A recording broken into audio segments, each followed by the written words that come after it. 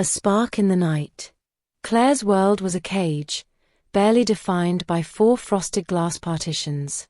The cold, white fluorescent lights cast a stark glow on her slender figure, a glow that felt less like illumination and more like a prison. Every morning, she was already sitting at her desk, surrounded by the constant click-clack of keyboards and the low hum of the coffee machine. Claire was an ordinary office worker, her life as filled with numbers as her spreadsheets. Her work was dull, and she felt like nothing more than an insignificant cog in the city's machine. A deep-seated fatigue and gnawing emptiness made her anxious and restless. "Claire, double-check this report," her team leader, Lisa, said, her voice tired and laced with a subtle warning. "Don't make any more mistakes. We almost lost the Anderson account last time, you remember?" Claire responded mechanically, her fingers tapping the keyboard. Her eyes, however, drifted uncontrollably to the window. The concrete jungle outside was a dreary gray, as if it had swallowed all vibrant colors, leaving behind only monotonous lifelessness. She often wondered if her own life was a lifeless gray, disciplined until no freedom was left. She was like a precise gear, turning meticulously, but she had no idea where the friction would wear her down. In love, Claire had repeatedly hit a wall. David was once the only bright spot in her monotonous life. He would take her on picnics on weekends and bring her late-night snacks when she worked overtime. The boyish curve of his smile had once made her feel as if the world had become a gentler place. They had been together for 3 years, and she had even imagined a small house filled with sunlight and laughter, the most complete happiness her meager imagination could conjure. Until that rainy Tuesday evening. The rain was a fine, misty drizzle, carrying a cold, damp chill. Claire was carrying a bento box she had lovingly made for David, her heart aflutter with a fragile surprise. Inside the box was his favorite beef stew, which she had spent all morning preparing. The moment she pushed open his office door, the hinges gave a faint creak, and her world came crashing down. She saw it. David was embracing a young female intern. The girl's delicate face was flushed with a spring-like blush, and on David's face was a look of gentle doting she had never seen before, so intimate, so tender. The bento box slipped from her hand, hitting the floor with a bang. The sound of food and shattered glass exploded on the cold floor, just like her shattered heart. "Claire? Why are you here?" David pushed the girl away abruptly, his eyes darting, flustered and panicked. The intern looked up, her eyes innocent yet filled with the taunting triumph of a victor. Claire felt a cold tide pour over her head, chilling her to the bone. Her throat felt clogged with cotton, unable to make a sound, leaving only her torn heart struggling in her chest, in excruciating pain. I just... All the words were stuck in her throat, turning into an unspeakable, dull ache. Her world, like the shattered bento box, could never be pieced back together. David ran after her, the rain soaking his hair. He pulled on her arm, trying to explain, "Claire, listen to me, I didn't mean to, Claire didn't look back or struggle. She just numbly let the rain wash over her face. She couldn't tell if it was rain or scalding tears. She felt like a broken doll, discarded on a street corner, worthless. Her self-confidence plummeted to rock bottom, and a deep-seated inferiority took root, as if she was born with a curse of not being worthy of love. In the following days, she walked around like a zombie, her soul having been pulled from her body. The office fluorescent lights became even more glaring, and the sound of keyboards turned into an endless noise. She started to suffer from frequent insomnia, and the city's night seemed to be a giant net trapping her. She tried to distract herself with exercise, reading, and working vengefully long hours, but the deep-seated emptiness and self-doubt followed her like a shadow. Her colleagues occasionally gave her curious and scrutinizing looks, whispering amongst themselves, "I heard Claire broke up with her boyfriend. How pitiful, look at her." These words were like invisible shackles, locking her even more tightly. She felt hollowed out, not knowing what she was living for, as if living was a futile act. On a particularly cold night, Claire curled up on her sofa, her fingers mindlessly scrolling through her phone, hoping to find something to numb her senses. An inconspicuous ad popped up, "Awaken Your Senses, an artistic exploration of body and soul." The accompanying image was abstract, with flowing lines and vibrant colors, like flames dancing in the darkness, a primitive and dangerous temptation. Her finger, as if guided by a ghost, tapped on it. It was an underground art community called the nightlife Salon, said to hold unconventional events every weekend. One of them was called Sensory Awakening Night, with an enticing description, not to please others, but to explore oneself and release suppressed instincts. It sounded a little dangerous, but it was exactly what she needed, a way to break the deadlock and escape from her numbness and self-doubt. The entrance to the nightlife Salon was hidden deep in a graffiti-covered alley. It was an old factory converted into a space where the air was filled with the smell of decay and dampness. Only a single dim red lantern swayed in the wind. Claire's heart was pounding. After much hesitation, she finally pushed open the heavy iron door. Behind the door was another world entirely. The air was no longer filled with decay and dampness, but with a faint scent of sandalwood, wine, and an indescribable, relaxing fragrance. The space was adorned with soft, warm yellow light, and outside the huge floor-to-ceiling windows was a hazy city nightscape. There was no jarring music, only low jazz that soothed weary souls. People gathered in small groups, whispering or admiring the abstract paintings on the walls, some of which boldly depicted twisted human bodies filled with primitive desires. Everyone here seemed so free and genuine, completely different from the city people she saw every day. Claire felt out of place. Dressed in her most ordinary casual clothes, she was like a small animal that had stumbled into another world. She instinctively clutched the corner of her clothes, trying to blend in, but she was at a loss. The bold artwork and the open attitudes of the people around her made her feel uneasy. Her gaze, as if drawn by a magnet, was fixed on the figure at the center of the bar. It was a man whose movements were as fluid as water, gracefully mixing drinks. He had loose, long black hair tied casually behind his head, with a few strands falling across his forehead, giving him a wild, untamed look. His profile was sharp, and his eyes were deep, like two dark abysses that seemed to be able to see through all pretense. There was a mysterious and dangerous aura about him, like a burning flame that wouldn't scorch you, both alluring and cautious. He noticed her gaze and slowly looked up, a faint smile playing on his lips. There was no judgment in his eyes, only a quiet scrutiny. "What can I get you?" His voice was low and magnetic, like the deepest string of a cello, easily plucking at the softest chords of her heart. I don't know, anything is fine," Claire replied clumsily, her cheeks slightly flushed. He didn't press her. He just smiled and handed her a glass of liquid with a soft purple glow, garnished with a mint leaf. "Tonight's special, Rosemary Dream. It can help you relax and listen to your inner voice." Claire took the glass, the cool touch calming her down slightly. She took a careful sip. The liquid had the freshness of herbs and a hint of intoxicating sweetness, instantly relaxing her tense nerves.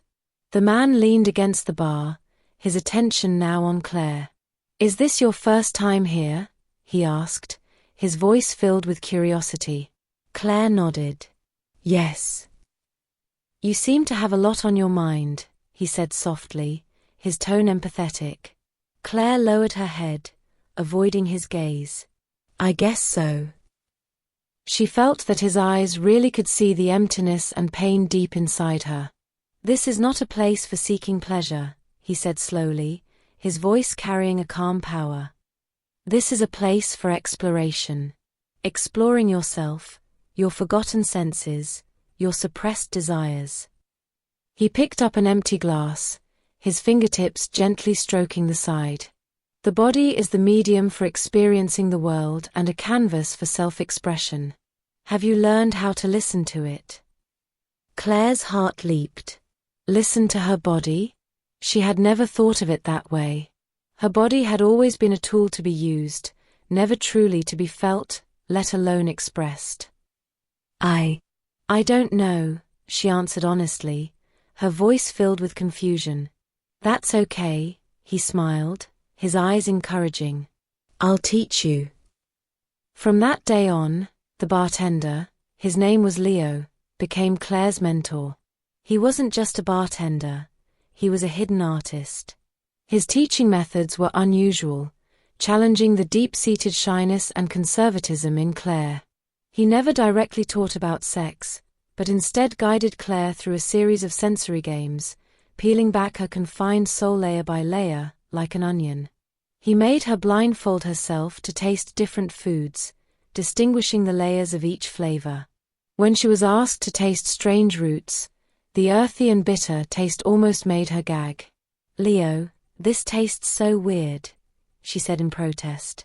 Leo calmly reminded her, feel it. Don't resist. Every taste is your body's feedback to the world. He also made her walk barefoot on different surfaces, feeling the roughness of pebbles, the softness of grass, the warmth of wood, and even the coldness of metal. Every step was like exploring an unknown world, fresh and exciting. He made her touch fabrics of various textures in the dark, feeling the smoothness of silk, the roughness of linen, and the delicacy of velvet. Every touch was like awakening her long-dormant sense of touch. Feel it, Claire. Leo's voice was always so calm yet penetrating. Don't think, just feel. Your body will tell you the answer. It is more honest than you are. At first, Claire felt immense resistance and discomfort. She had been taught since childhood to be proper, quiet, and to suppress socially unacceptable senses and desires. These exercises made her feel like a primitive person stripped of all civilized shells. She had often wanted to give up and flee back to her safe cubicle. I can't do it, Leo, she once whispered, on the verge of a breakdown. I feel like an idiot. These things, they're too strange, too abnormal. Leo just watched her quietly, his eyes showing no blame, only understanding. You're not doing this for others, Claire. You're trying to find the parts of yourself that you've lost. Those strange feelings have always been there, you just chose to ignore them. Under his patient guidance, Claire gradually began to discover that her body was much richer and more sensitive than she had imagined. She realized she had subtle perceptions of food and that different textures brought intense pleasure or discomfort. She started to realize that she had only used a tiny fraction of her senses in her previous life. Every successful feeling was like a small glacier melting in her heart. Leo also took her to the rhythm room in the salon. There were no mirrors, only soft lighting and guided music. He had her close her eyes and dance freely to the music. At first, Claire felt incredibly stiff and shy, her movements clumsy. Images of David and the intern embracing kept flashing in her mind, making her feel ugly and awkward. Don't be afraid of your body, Claire, Leo would whisper in her ear.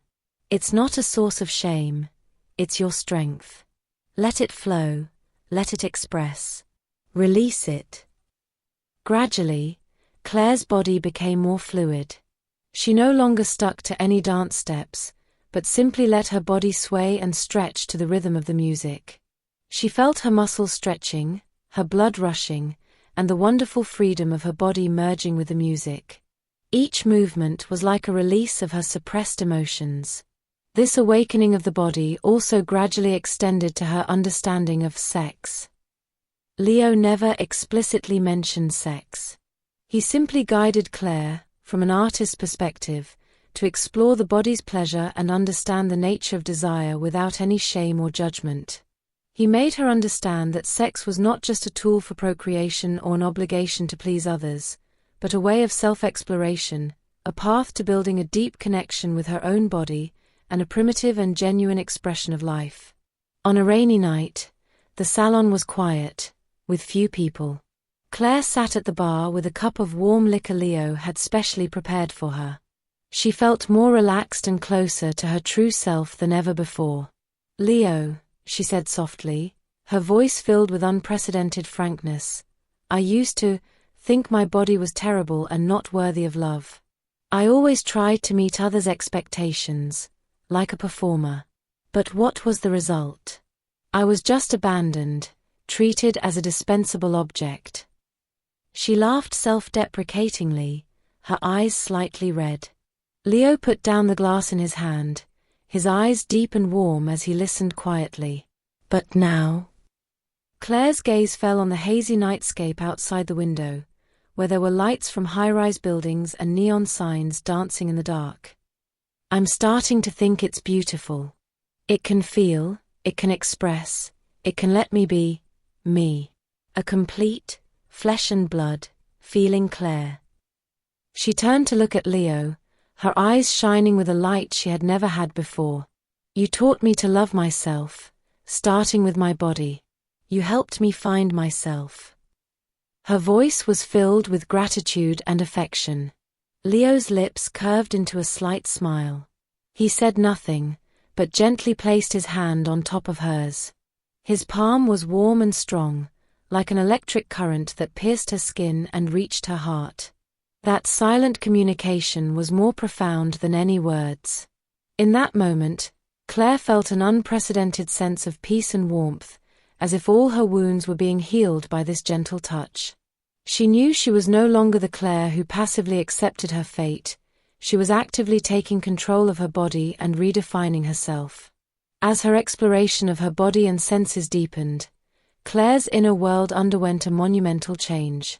She began to see the world with a new perspective. The cubicles and the boring data and reports that had once trapped her now took on a different light. She saw patterns, order, and even abstract beauty in them.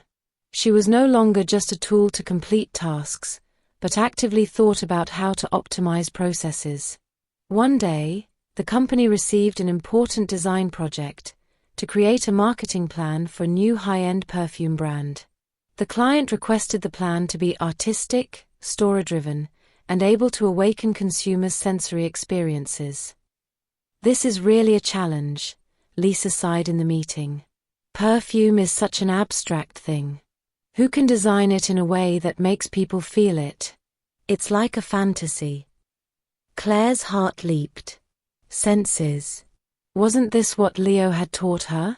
She raised her hand, a little hesitant, but her eyes were firm. "Lisa, I have an idea." Her voice was not loud, but it carried an undeniable power. Everyone in the meeting room turned their attention to her. Claire took a deep breath and began to explain her concept. Her voice, which was trembling slightly at first, quickly became clear and passionate. "Perfume is not just a scent, it's a carrier of emotions, a trigger for memories. We can use visuals and sounds to enhance the olfactory experience. For example, we can design each perfume with a unique color and sound and pair it with a texture, so that consumers not only smell it, but also see it, hear it, and even touch it." She used a PowerPoint presentation to show several conceptual images: a floral perfume designed with flowing pink and light green colors, accompanied by the gentle sound of a crystal harp, with a silky satin lining inside the packaging box. A woody perfume used deep brown and dark green, with a low-pitched percussion sound, and the packaging box had a rough linen texture. Her presentation was passionate, and her body language had an unprecedented confidence and ease. The meeting room was silent for a moment before bursting into warm applause. Lisa looked at her in surprise, her eyes filled with admiration. "Claire, this is genius.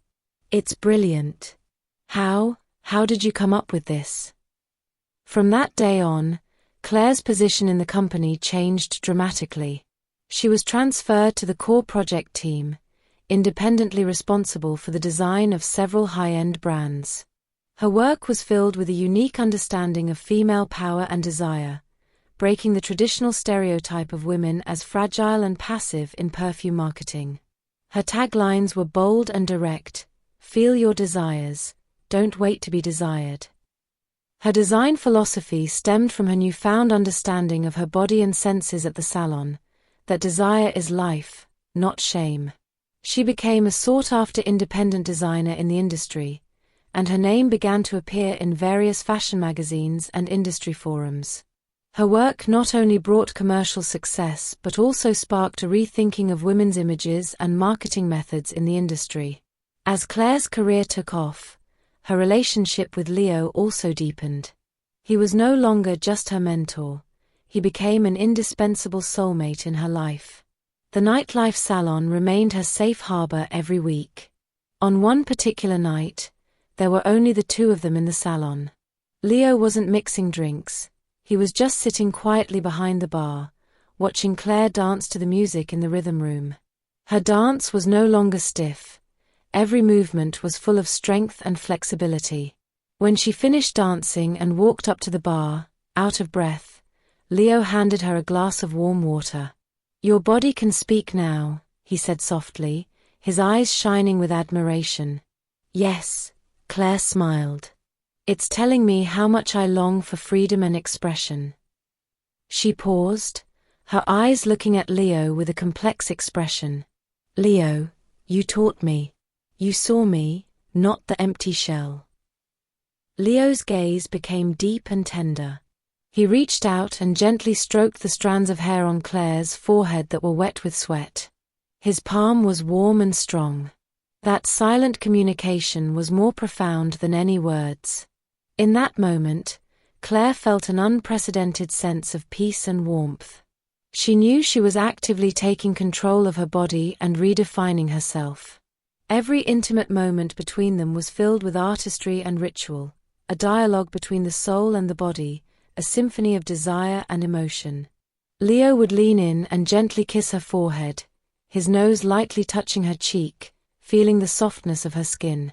He would gently caress her lips, inviting her to respond. As their lips and teeth intertwined, every touch was like an electric current, reaching deep into her soul. She felt a primitive desire rising from deep within her body, a desire as hot as fire, ignited by his scent and rushing through her veins. In Leo's studio, the walls were covered with paintings they had created together, canvases filled with flowing colors and abstract lines, representing the emotions and energy they felt during their intimacy. Sometimes, Leo would light the incense he had blended, filling the entire space with a relaxing yet tempting aroma. "Close your eyes and feel," Leo would whisper in her ear. Claire would feel his fingertips gently tracing her skin, each touch carrying an electric tingle. It was not to please but to explore, to feel the beating of every cell in her body. In the dark, she would, under Leo's guidance, use her body to feel different textures: soft silk, rough linen, even cold metal. Each touch would awaken a different feeling deep within her heart. Their intimacy was a fusion of bodies and a collision of souls and power. It was a complete surrender, a freedom without judgment. Under Leo's guidance, Claire would actively explore her own body, feeling pleasures that had never been awakened before. She would let out low moans, which were hymns to life itself. She would use her body to respond to Leo, to express her deepest, most primitive desires and love. Each time, she felt her soul elevating, as if it had broken free from all constraints. This represented her complete subversion of traditional rules.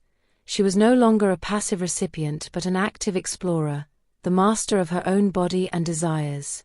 In Leo's arms, she felt an unprecedented sense of safety and freedom.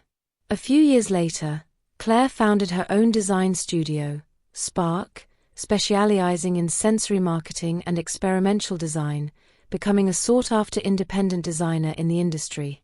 Her client list included top brands from all over the world. She designed a unique sleep experience for an international luxury hotel and an immersive exhibition for an art gallery. Her work was filled with a unique understanding of female power and desire, breaking the traditional stereotype of women as fragile and passive in marketing. Every tagline she designed was a declaration: feel your desires, don't wait to be desired. You did it, Claire, Leo said softly. You let this city see your spark, too. Claire leaned her head on his shoulder, thinking of all the times her senses and courage had been awakened at the nightlife salon. She remembered every intimate moment with Leo, which was not just physical pleasure but also a resonance of souls and a transfer of power. She was no longer the Claire who passively accepted her fate. She had become a blooming spark in the city's night, passionate and free, illuminating herself and others. Yes, she said with a smile, her voice filled with an unprecedented power and satisfaction.